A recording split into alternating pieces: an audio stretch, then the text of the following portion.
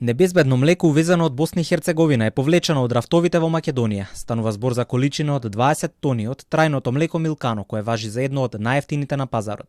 Издадена е наредба за повлекување на производот, а купувачите кои не го испиле се повикани веднаш да го вратат во продавница. Проверките потврлиле во матичната земја на производот, а во Македонија опасниот канцероген токсин во млекото е откриен при посебна мониторинг програма за анализи на храната, тврдат Агенцијата за храна и ветеринарство. Смируваат, само млекото со конкретен датум на производство и рок на важење од една серија е небезбеден. Небезбеден досега според сите анализи се покажа само лотот со ознак или серијски број FD04 произведено на 5.10.22 година со рок на важење до 4.3.23 година. Во текот на годината вршиме контроли и плюс имаме посебна како што нагласив мониторинг програма за безбедност на храна, каде што ја прегледуваме храната не само на квалитетот и составот, него и за одредени резидуи доколку има и доколку за жал имаме појава на овој случај.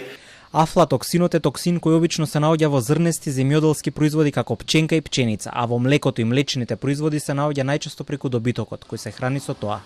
Докторите велат, овој канцероген токсин може да биде многу опасен и кај возрастните и кај децата. Внесен во организмот преку дигестивниот систем, значи преку храна, има исклучителен афинитет кон црниот дроб, односно кон клетките што го градат црниот дроб.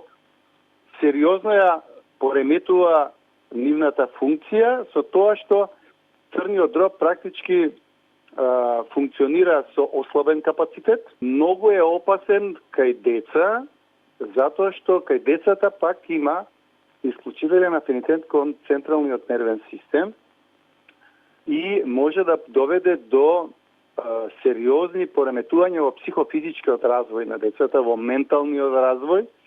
Од Агенцијата за храна и ветеринарство информираат дека небезбедното млеко ќе се врати кај производителот доколку надлежните ветеринарни власти од Босна и Херцеговина го прифатат тоа, а во спротивно истото ќе биде уништено на депонијата Дирислах.